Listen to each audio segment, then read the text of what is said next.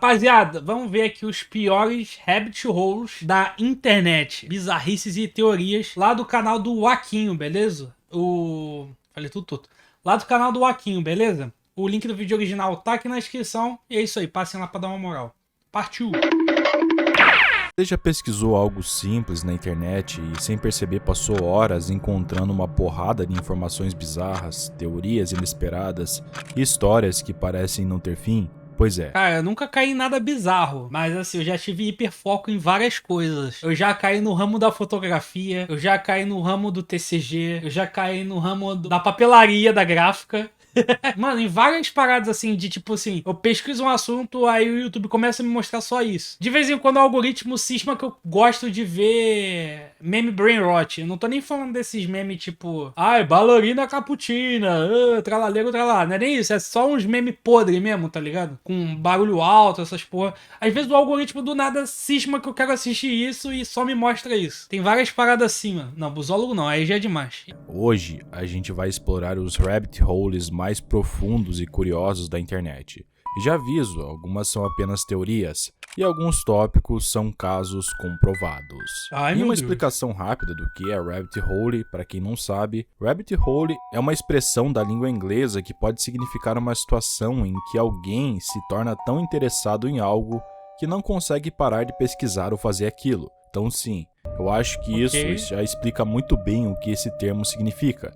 Então, sem mais enrolação, bora lá. Cicada 3301. Ai, toma. Chame o Selbit! Chame o Selbit pra No dia desvendar o 4 enigma. de janeiro de 2012, surgiu uma imagem que tinha um fundo preto com um texto branco em um board de mensagens bem conhecidas no 4chan. O que até então Olha foi aí. classificado como um enigma estava assinado como 3301. Isso daí com certeza é mais uma daquelas lore de 4chan, tipo RG, essas coisas. E não demorou muito para que essa imagem se tornasse um dos quebra-cabeças mais desafiadores da internet. Esse nome não ficou conhecido apenas pela conta da assinatura 3301, mas sim pelo grupo que postou, que tinha o nome de Cicada 3301.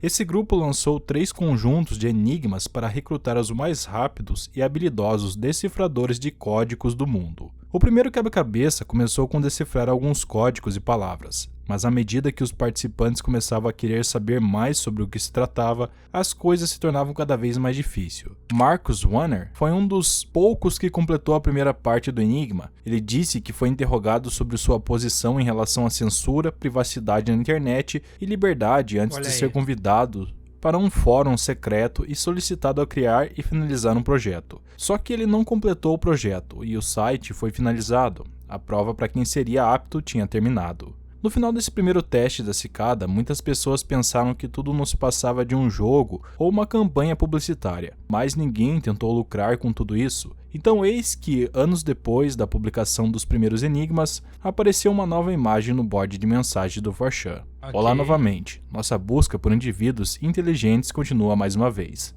A imagem levou a uma nova série de enigmas que apontavam para localizações diversas no mundo e Olha aí, ó. mais uma vez durou um tempo as publicações e depois eles pararam, assim que os melhores jogadores completaram o desafio. Esse ciclo se repetiu em 2016, mas dessa vez a pista inicial não apareceu no 4chan, e sim no Twitter. Mas acontece que o enigma final ainda não foi resolvido. Até hoje, Olha aí, ninguém ó. sabe o verdadeiro motivo da sua criação. Muitas pessoas acreditam RG, mano, é pra rir, velho. que a CIA criou o desafio para recrutar possíveis funcionários, mas outras pessoas acreditam que o Cicada 3301 seja um culto ou uma sociedade secreta.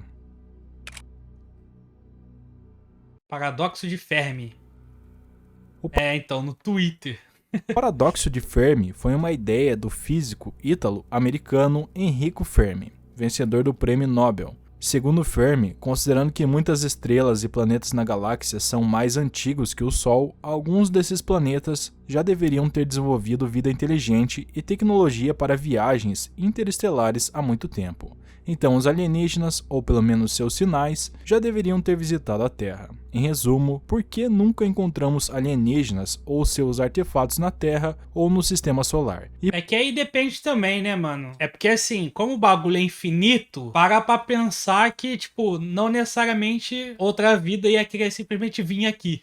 Ou coisa do tipo. Ia querer se mostrar pra outra esse civilizações. E ao mesmo tempo também, mano, tipo, talvez exista a possibilidade de que só tenha vida aqui na Terra porque as condições aqui simplesmente foram perfeitas pra ter a vida como a gente conhece, tá ligado? E é só por causa disso que só tem aqui, pelo menos, tipo, que a gente saiba. Por que não há nenhuma evidência de inteligência Pode ter lá em outra galáxia, né? Porque, mano... Só que o foda é que tem a barreira do, tipo, cara, o bagulho é tão longe e, tipo, o conceito de tempo fica meio abstrato quando você vai pra essas brisas de espaço. Talvez a gente nunca nem conheça, nem nada do tipo, tá ligado? extraterrestre? Fermi propôs Foi Deus, porra. Tá bom, mano. Desculpa, foi Deus. 3 possíveis explicações. Viagens interestelares simplesmente não são possíveis. As civilizações alienígenas não há. Você mesmo disse que é infinito. Então, mas tem a questão do tempo também. Mano, é um bagulho mó complexo. Raciocinar isso é muito difícil, cara. É porque, tipo assim, o universo tá se expandindo. Por isso que ele é infinito, tá ligado? Mas é... Ah, cara, sei lá. Pergunta pro Sérgio Foguetes. Foda-se. Acham os humanos dignos de uma visita. A civilizações tecnológica não dura o suficiente para explorar o espaço. Quando Fermi faleceu em 1954, os únicos planetas conhecidos pelos cientistas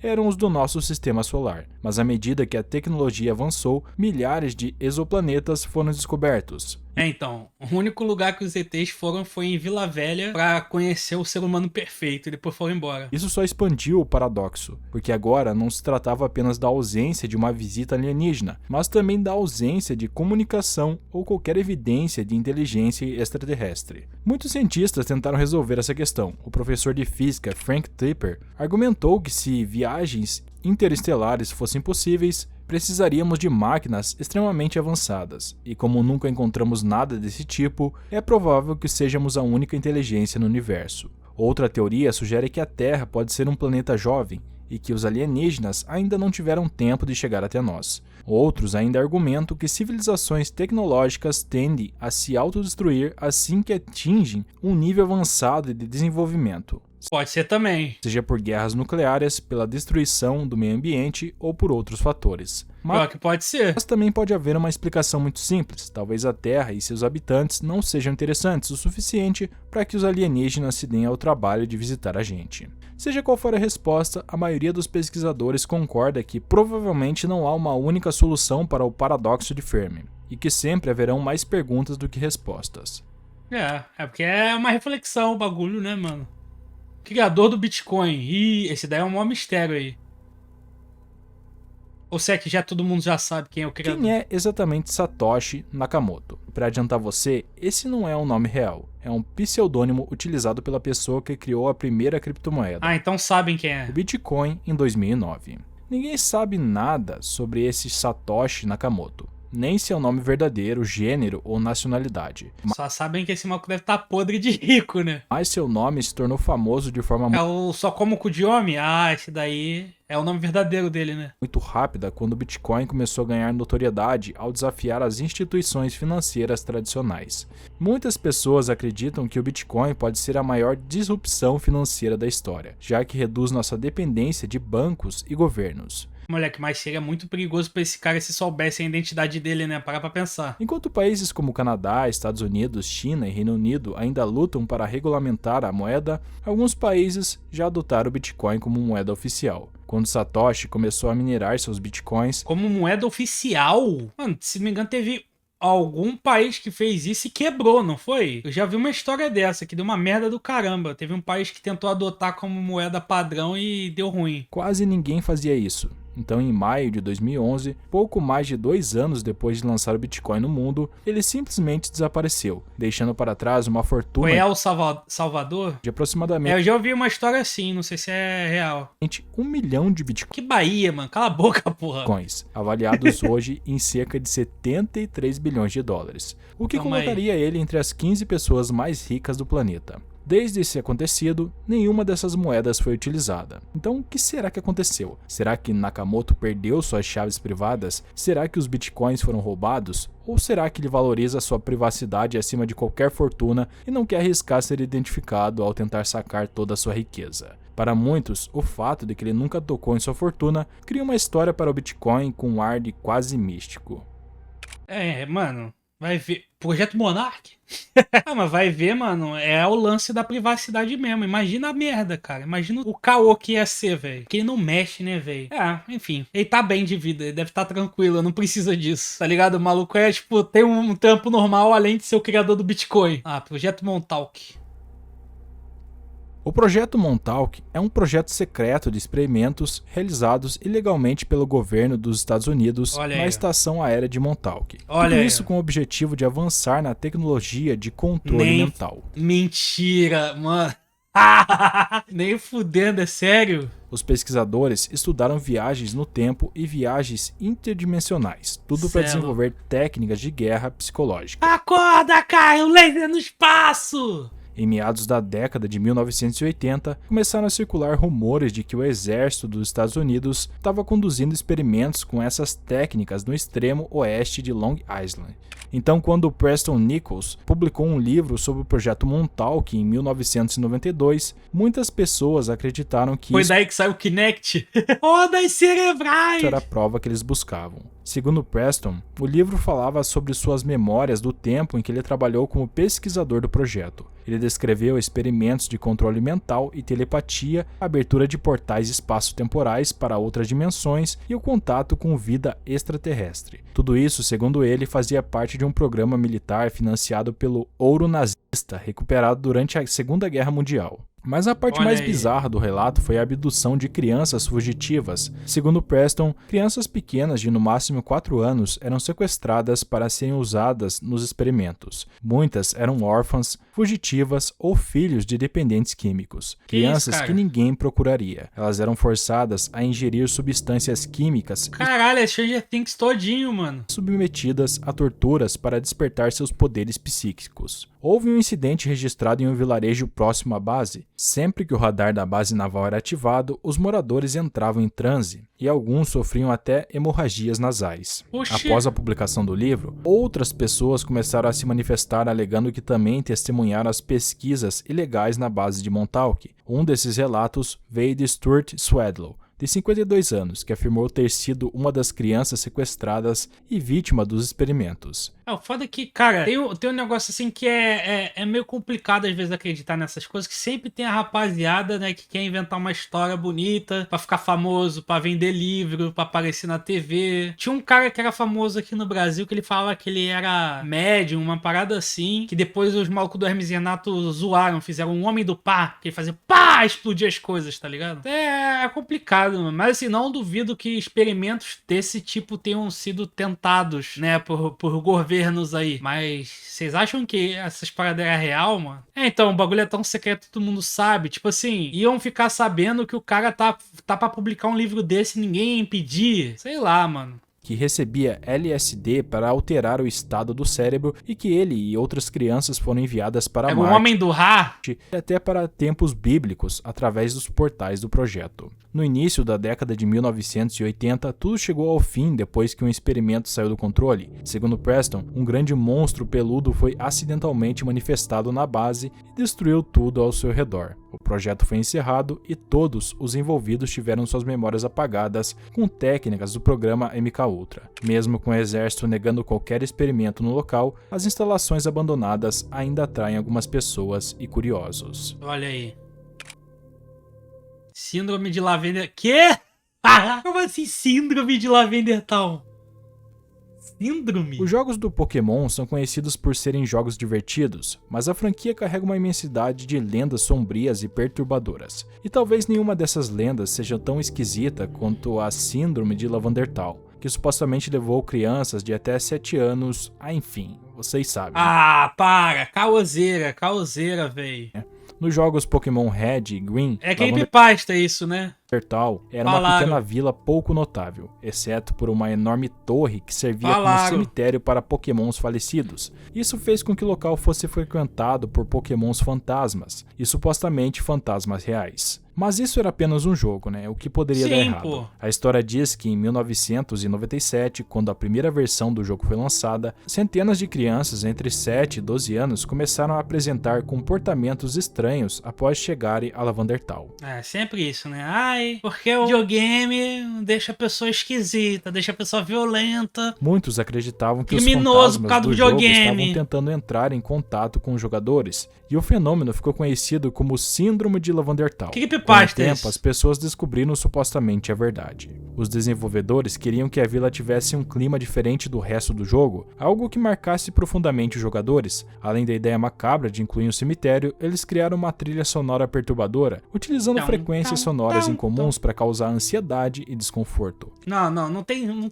Mano, não tem nada de frequência sonora em comum. É intervalo musical, não tem nada demais nisso. Tá ligado? É que nem quando você vai ver um filme de terror, um filme de espião. Tem intervalos musicais que, tipo, que trazem esse imaginário na cabeça das pessoas, tá ligado? Tem nada a ver com ondas sonoras misteriosas, não sei quantos hertz. Isso é baboseira, velho. E qual seria o problema nisso, né? Eles não consideraram o efeito dessas frequências no cérebro Não, nada a no ver. desenvolvimento das crianças. Não, nada a ver, é loucura. Isso daí é papo de conspiracionista doido, cara. Não tem isso não, velho. Ondas cerebrais, mano. Que porra de frequência incomum, cara. É um chip...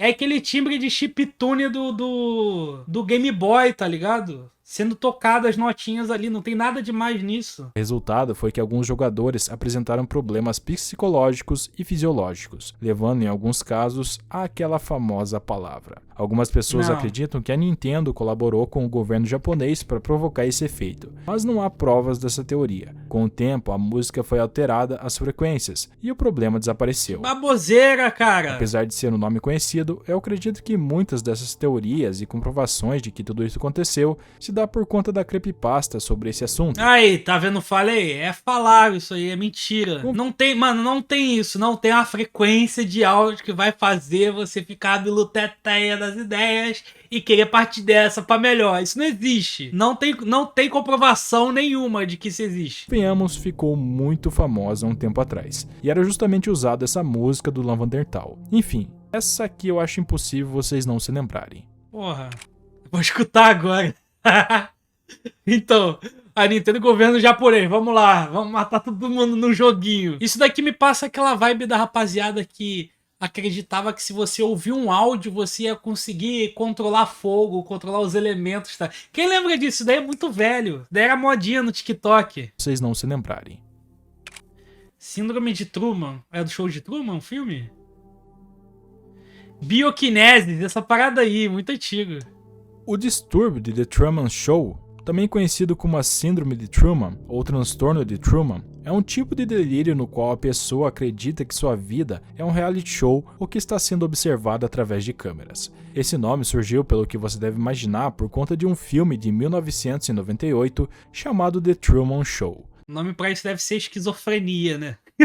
No filme, um homem descobre que está vivendo uma realidade construída e televisionada globalmente 24 horas por dia, Esse filme é da hora. desde que ele estava no útero. Toda a sua vida foi transmitida pela televisão, e todas as pessoas que estavam na vida dele eram atores pagos. Ao descobrir a verdade sobre sua existência, Truman luta para encontrar uma saída e se libertar daqueles que sempre controlaram sua vida. Não dá para saber exatamente se é comum esse transtorno, mas foram relatados vários casos em todo o mundo. Depois que assistiram o filme, né? Os pacientes costumam chegar a extremos para tentar melhorar. Por exemplo, um veterano do exército que sofria desse delírio tentou escalar a Estátua da Liberdade acreditando que isso libertaria ele desse reality. Mas acontece que esse distúrbio não é oficialmente reconhecido como um delírio e não Ah lá, tá vendo? faz parte do Manual Diagnóstico e Estatístico de Transtornos Mentais da Associação Psiquiátrica Americana. Acha Degree, que porra é essa? Há 24 Deem armas carregadas pra pessoas que se sentem assim. Olha como funciona a cabeça do ser humano. Vai tomar no cu, cara.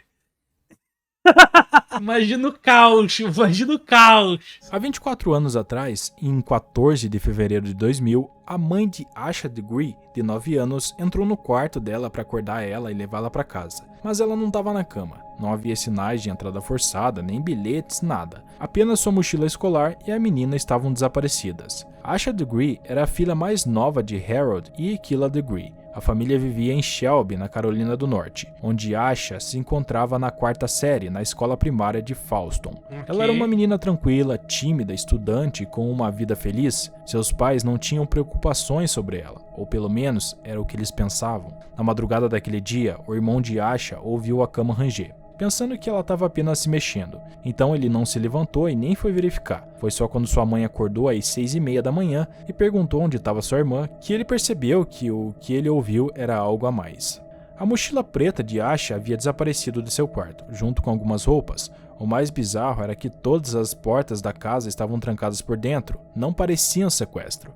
Então começaram a surgir pistas. 2 caminhoneiros relataram ter visto Asha entre 3h30 a 4h15 da manhã. A menina de 9 anos estava a cerca de 1,5 km da sua casa, caminhando em direção à cidade de Shelby. Um dos motoristas tentou garantir que ela estivesse bem, mas Asha correu para dentro da floresta. Outra pessoa afirmou ter visto ela entrando em um carro verde escuro, parecendo ser um carro bem antigo. Mas acontece que todos os indícios sugeriam que Asha havia saído de casa voluntariamente. Ela havia arrumado sua mochila com algumas roupas e levado as chaves da casa. Seus pais não conseguiam entender por que ela iria fazer isso. Ela tinha uma vida confortável em casa, embora os últimos dias tenham sido difíceis. E você já vai entender o porquê. 2 dias antes do seu desaparecimento, parece que ela só fugiu mesmo. Asha cometeu um erro em um jogo de basquete. Ela não pôde continuar jogando com seu time, que acabou perdendo a partida. Asha era muito competitiva e não lidou muito bem com isso. No entanto, sua família disse que no dia seguinte ela parecia estar bem. Não dá pra saber se isso era verdade também. Mas o curioso é que foi mencionado um livro que sua turma estava lendo na escola, The Whipping Boy. Na história, crianças fogem e vivem aventuras antes de decidir voltar para casa.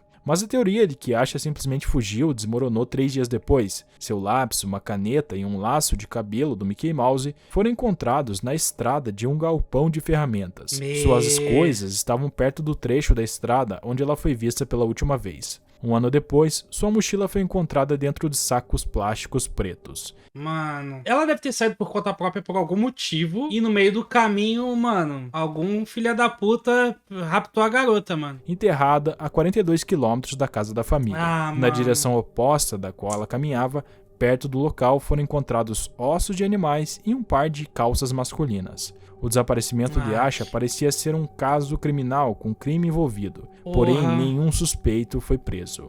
Em 2020, um prisioneiro chamado Marcus Mellon afirmou estar envolvido no desaparecimento de Asha. Ele já cumpria pena por crimes sexuais contra crianças, mas a investigação não levou a lugar algum. 24 anos depois do desaparecimento de Asha, o caso continua aberto. Em 24 de setembro de 2024, a polícia encontrou um carro que correspondia à descrição do veículo em que ela foi vista entrando. Então será que esse caso vai ser mais um caso sem solução? Bom, eu espero que no futuro um desfecho aconteça em relação a esse caso misterioso. Nossa, que merda, cara.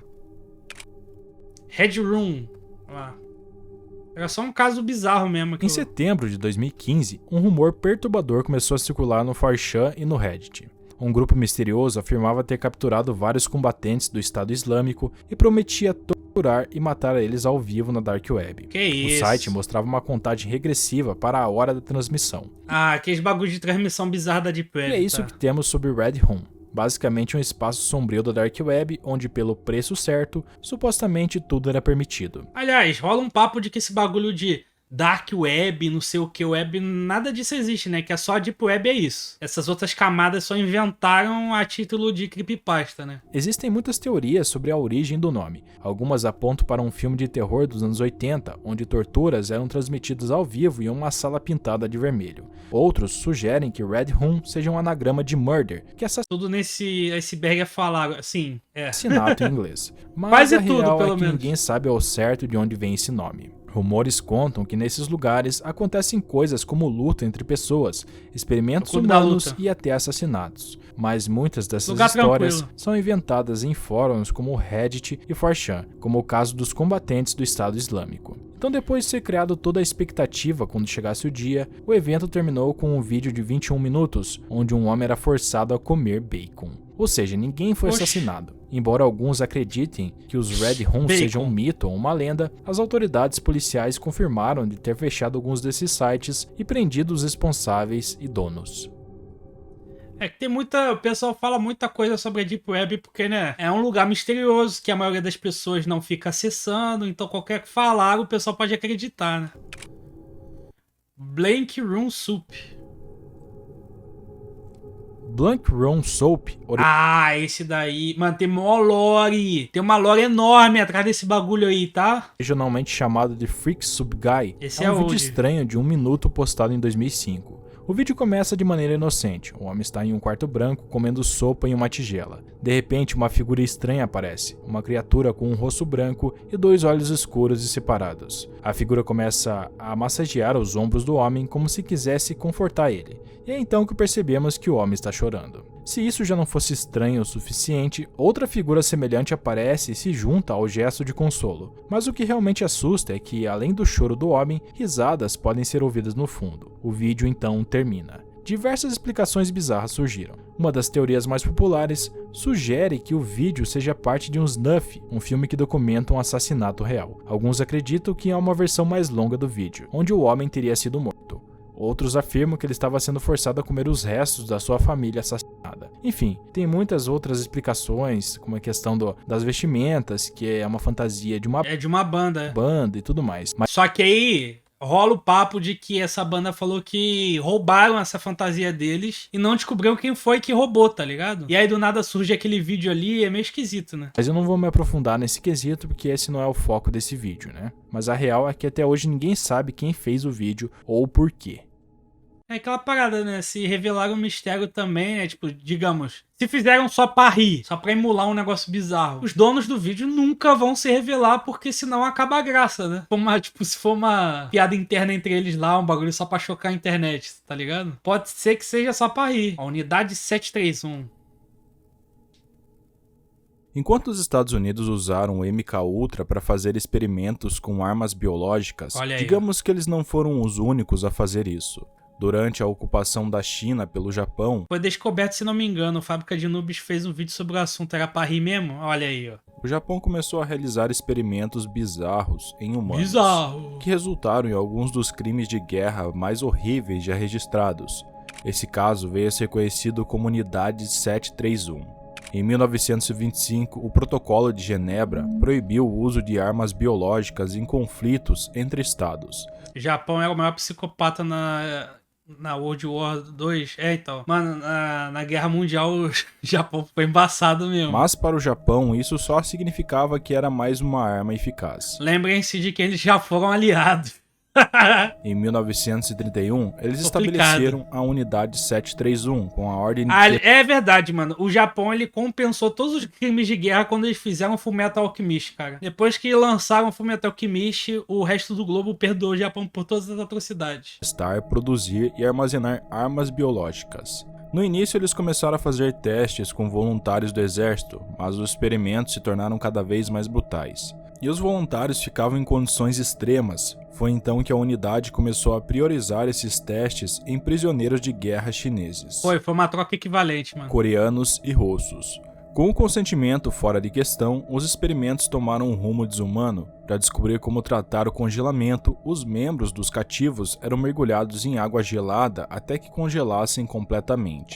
Depois, eles tentavam descongelar o membro congelado, despejando água quente ou aproximando eles do fogo. Outro experimento consistia em infectar intencionalmente os prisioneiros com doenças como cólera e peste e extrair seus órgãos enquanto ainda estavam vivos e conscientes. A efetividade das armas era outro teste importante. Os cativos eram levados a campos de tiro e alvejados a diferentes distâncias para que os pesquisadores pudessem testar os padrões das feridas e a penetração das balas. Também faziam... Será que vai ter experimentos Simpsons nesse vídeo? Se tiver, eu vou rir pra caralho, mano. Isso com baionetas, espadas, lança-chamas e granadas. Às vezes, as mulheres que eram capturadas eram engravidadas à força e expostas a doenças, armas químicas e até balas. Caralho, porra!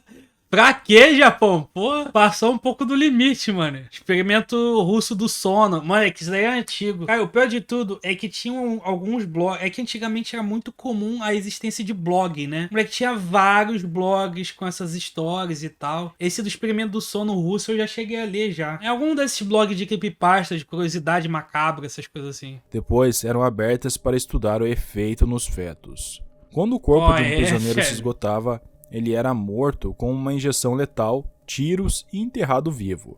Mas essas eram apenas missões secundárias. Pô, enterrar vivo é sacanagem. O objetivo da Unidade 731 era desenvolver armas de destruição biológica em massa. Tinha blog de tudo que vocês imaginarem, mano. Tinha um blog que eu gostava de acompanhar, que era o Slipknot Brasil.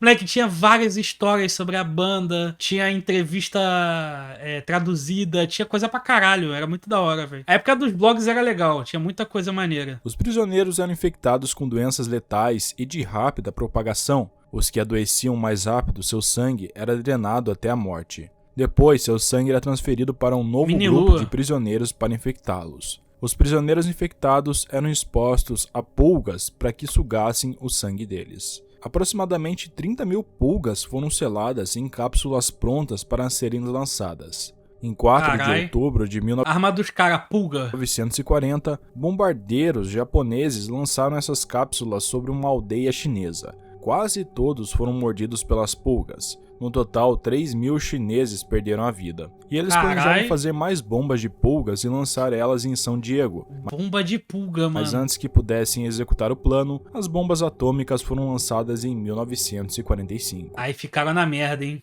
Para encobrir seus rastros, os líderes japoneses ordenaram imediatamente que a Unidade 731 fosse destruída e que os prisioneiros de guerra sobreviventes fossem executados. Muitos dos principais médicos que trabalhavam... Duas bombinhas... Qual é, cara? As bombas meio que deram uma acalmada no Japão, né, velho? Mano, guerra é uma merda, né, cara? Todo mundo acaba fazendo só coisa tenebrosa. Morreu muito inocente no Japão. Cara, o foda de tudo que isso daí era tudo... Que karma, cara. Mano, um monte de gente inocente morreu por causa dessa porra, cara. Gente que não tinha nada a ver, que não tava participando desses experimentos, que não tava fazendo esses experimentos. Gente, tipo, o tiozinho que trabalhava na padaria. Não tinha nada a ver com a história. Foi incinerado por causa de uma porrada de burocrata fazendo merda. É muito escroto, mano. Pô, é muito escroto, cara. É muito escroto. É que nem a gente tá aqui de boa, do nada o governo começa a arrumar treta com outro país, nada a ver. E aí os malucos começam a tretar tão pesado que daqui a pouco cai uma bomba e a gente morre sem ter feito nada. Sem a gente mesmo ter ficado puto com outro país, tá ligado? É muito escroto, mano. Na Unidade 731, receberam imunidade de julgamento por crimes de guerra por parte dos Estados Unidos em troca de revelarem detalhes sobre os experimentos. Alguns até foram recrutados para trabalhar no programa de guerra biológica. Cara, guerra é um negócio terrível, mano. Um bagulho muito triste. Imagina, cara, deve ser um clima horrível teu país entrar em guerra, mano. Não consigo nem imaginar a rapaziada lá da Ucrânia, a rapaziada da Rússia, a rapaziada do Oriente Médio que tá em guerra o tempo inteiro também, mano. Eu digo isso de civil, né? Tipo, mano, deve ser muito ruim viver numa situação dessa, cara. Não quero nem imaginar. Lógica dos Estados Unidos. War never changes. Já diria o Fallout. Ainda bem que o Brasil é bonito. Alex do Tennessee. Vamos ver. Em abril de 2013, um usuário anônimo do 4chan publicou coordenadas de um prêmio que ele havia escondido, com uma vaga instrução de estacionar perto e caminhar até aquele ponto para descobrir o segredo. Durante 5 dias, ele continuou postando coisas até alguém aparecer. Nesse meio tempo, ele publicava fotos estranhas, incluindo o que parecia ser uma mão em decomposição, várias sacolas plásticas e até um porão com pouca iluminação. Mais um maluco aí querendo chamar atenção no 4chan. Para muitos usuários do 4chan, a ideia de aparecer em um porão escuro, com base em uma postagem anônima, parecia loucura. Mas um usuário não se intimidou, o próprio Alex do Tennessee. Ele publicou um tópico dizendo que já estava no local. Ele começou a postar fotos do que seria um porão de terra, contendo vários objetos aparentemente aleatórios, como fios, frascos de remédio, potes vazios e uma sacola plástica. Ele escreveu que havia uma pelvis mumificada e um prato de papel dobrado. Quando ele desdobrou, havia uma mensagem escrita. O prato é uma citação muito importante. Você não deveria ter vindo. Eu menti. Pouco depois, Alex publicou outra coisa. Eu ouço alguém lá fora dirigindo muito devagar pela rua. Acho que é hora do meu encontro. Essas seriam suas últimas palavras no 4chan. Muitas pessoas Historinha pra boi dormir. É mais uma historinha de terror, 4chan, pro cara ficar, oh my god! acreditam que algo terrível aconteceu com ele. Já outras pessoas acreditam que tudo foi armado. Para começar, ele postava coisas nos fóruns Claro com que é muita armado. frequência, cerca de uma foto a cada minuto. Pô, o cara só chegou lá, tirou um monte de foto e falou, haha, é hoje que eu vou fazer minha historinha fake no 4chan. E considerando que ele tirava as fotos e escrevia as legendas, é mais provável que ele já tivesse essas imagens Claro! armazenadas e ele estava postando de um computador. Mas ninguém tem 100% de certeza. Então sei lá, será Claro que é, cara. que seria uma brincadeira inofensiva ou um crime? Esse 4chan é o lar do falaram, mano. é um mistério que algumas pessoas na internet ainda tentam resolver. Os assassinatos de Hinterkaifeck. Tudo fique, mano. Bom, esse nome aqui é complicado, mas eu vou tentar falar, tá? A fazenda de Hinterkaifeck era um celeiro e uma casa na Baviera, Alemanha. Em 1922, essa fazenda era o lar de 6 membros da família Gruber. Andreas Gruber, de 63 anos, sua esposa, sua filha Victoria, seus 2 filhos, Casila e Joseph, e sua nova empregada. No dia 4 de abril de 1922, os vizinhos ficaram preocupados porque não viam eles há vários dias. Eles não compareceram na igreja e a filha de Victoria não foi à escola. E ninguém esperava encontrar algo tão esquisito, mas o pior aconteceu. Os corpos de Andreas Gruber, sua esposa, sua filha e sua neta foram encontrados no celeiro cobertos com feno. Eles haviam sido traídos para fora de casa e mortos um por um com um machado. Enquanto os outros 3 morreram instantaneamente, a menina de 7 anos permaneceu viva e em estado de choque por várias horas após o ataque. Ela arrancou os próprios cabelos.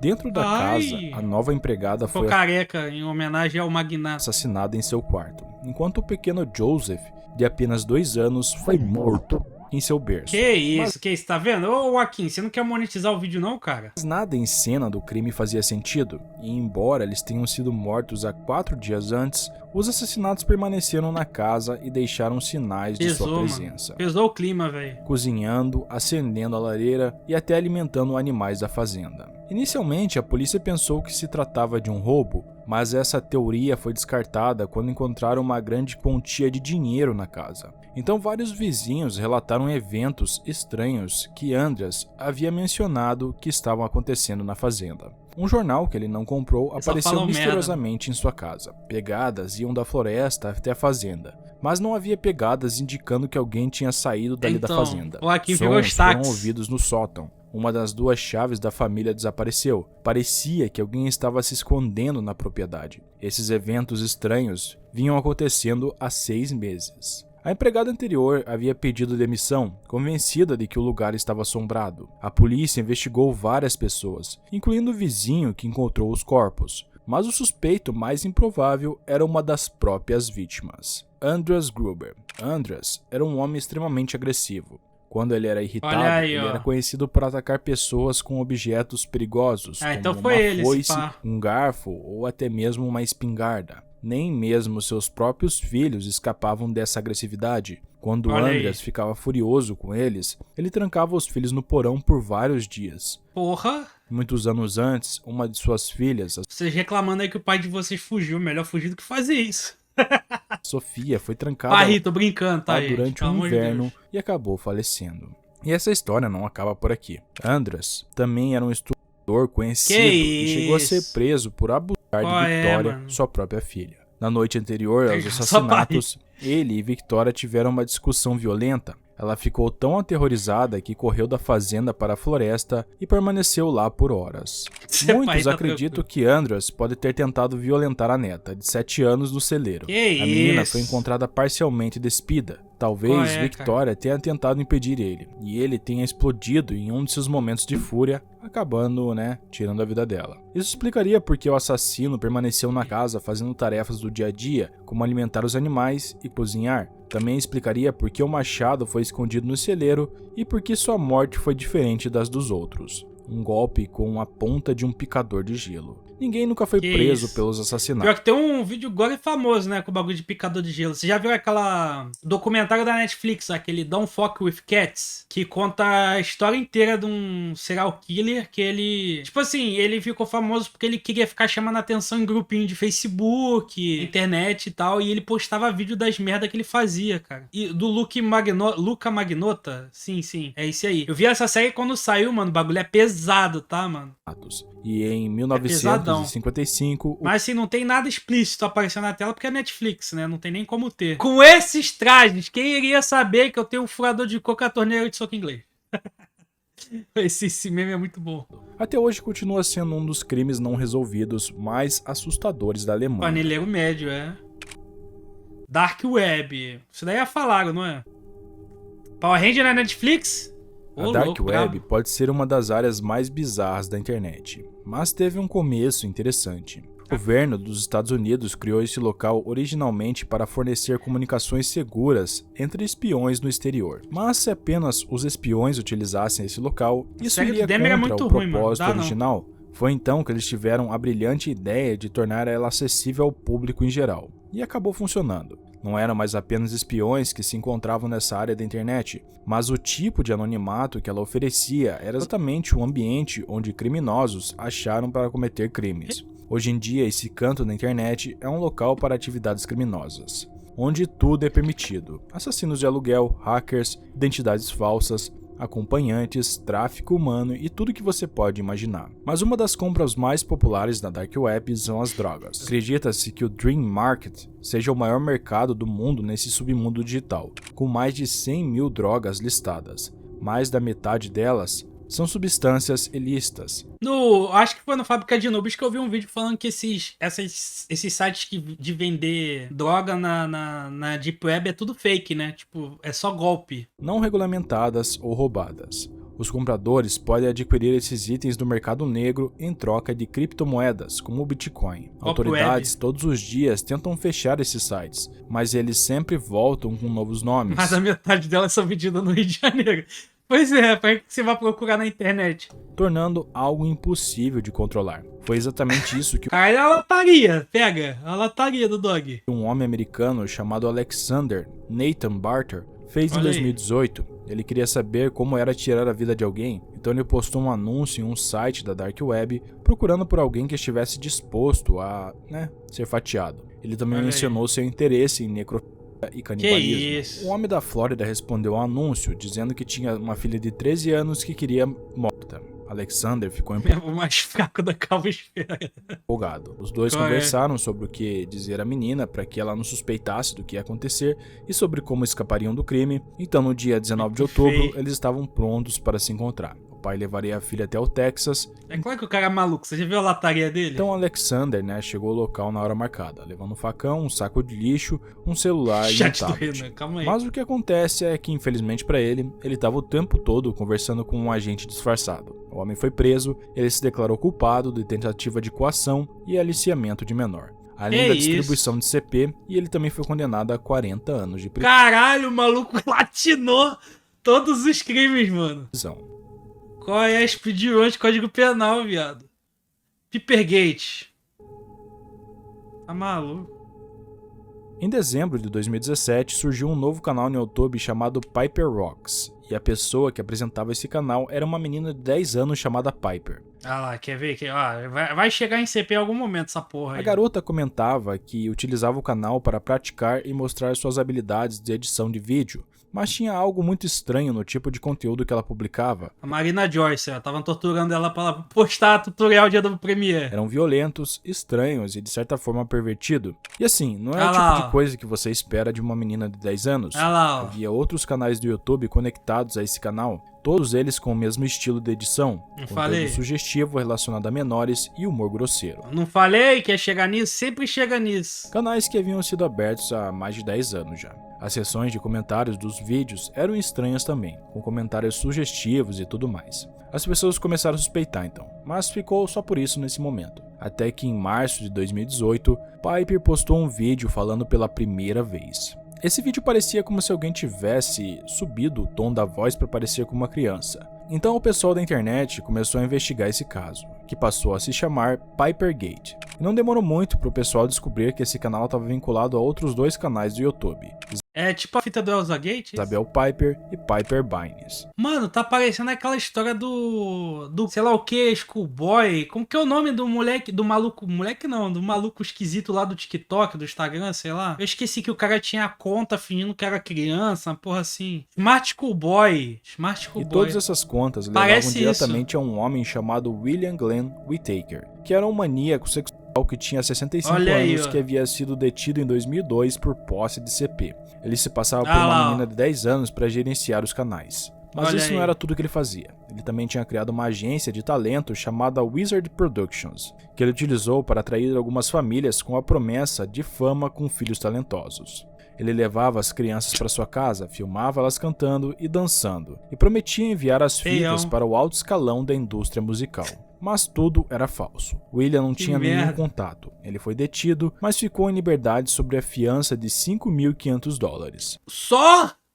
Quando ele saiu, ele continuou publicando conteúdos perturbadores claro!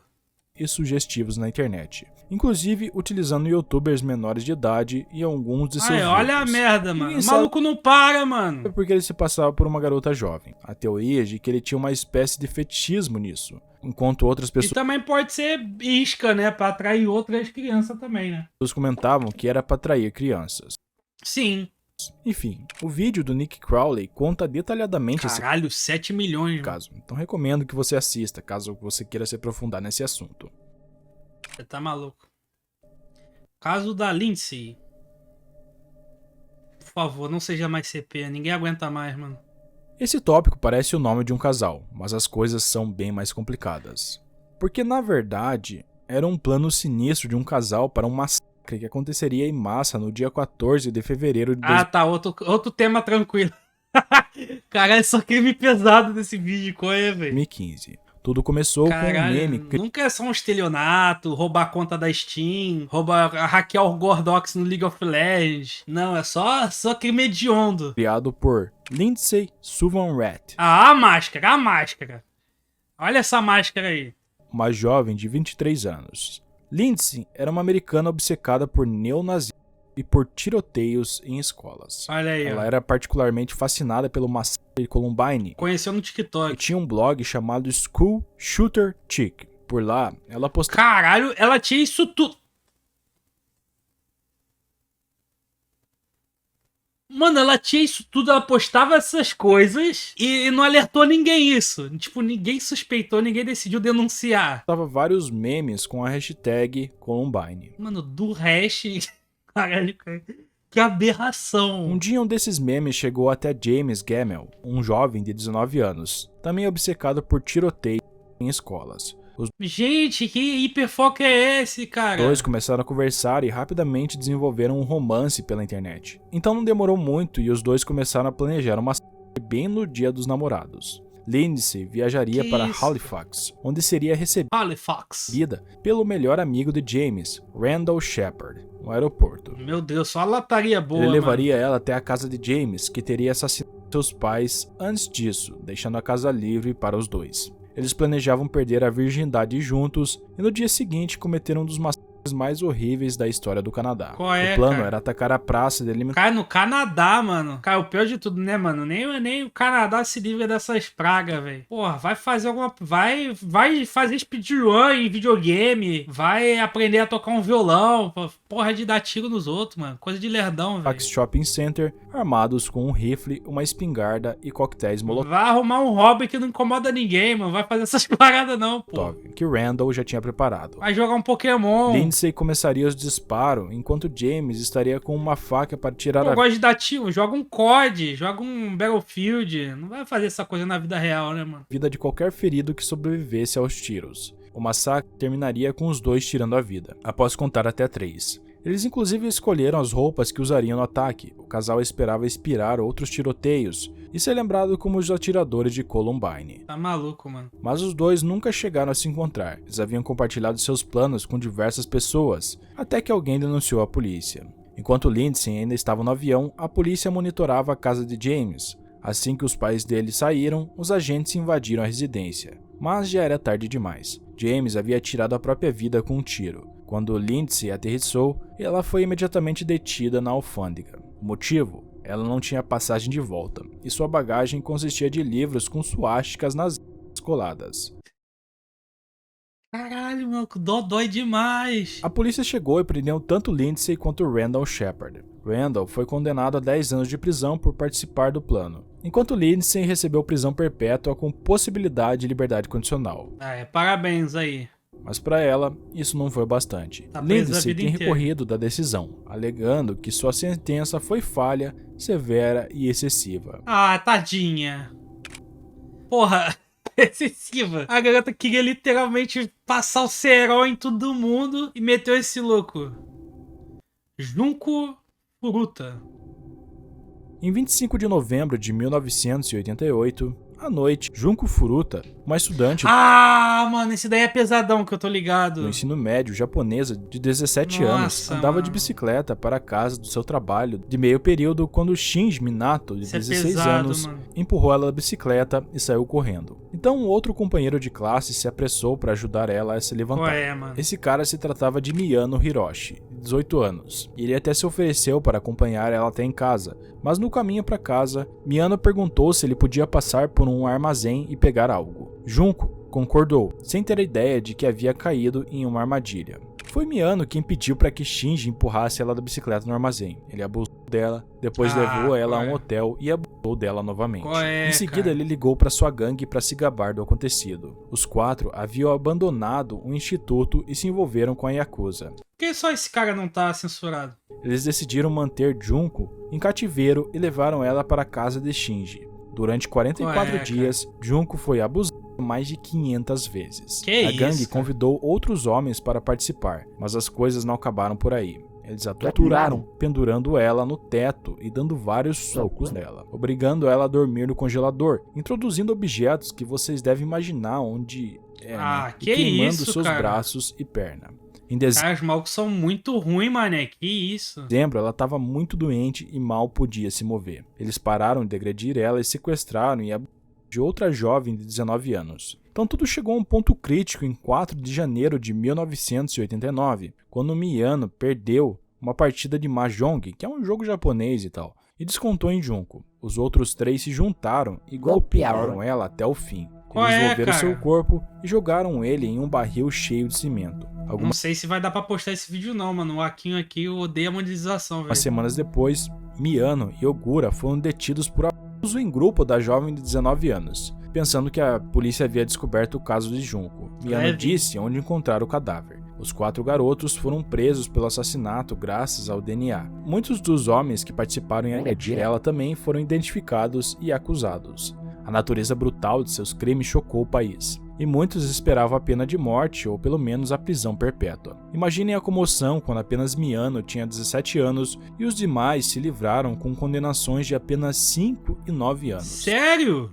Muitos começaram a suspeitar que seus vínculos com a Yakuza pudessem ter algo a ver, talvez até mesmo por terem sido julgados como menores. No entanto, os 3 foram detidos novamente por outros delitos, desde fraude até tentativa de assassinato. E sim, esse caso é muito pesado. Inclusive, eu nunca trouxe ele pro canal, justamente porque eu fico muito mal. Mas enfim, né? É triste e revoltante demais esse trouxe caso, agora. cara. Bom, pô, tá maluco, mano. Bagulho pesadão. Os bichos é ruim demais, mano. Cara, um cara que faz uma porra dessa, ele já tá até... Tá ligado? O maluco já não deve ter empatia nenhuma, mano. Tá maluco, velho. Valeu, gente. O vídeo original tá na descrição e até a próxima. Tá maluco? Pesou o clima aqui, mano. Acabou a live.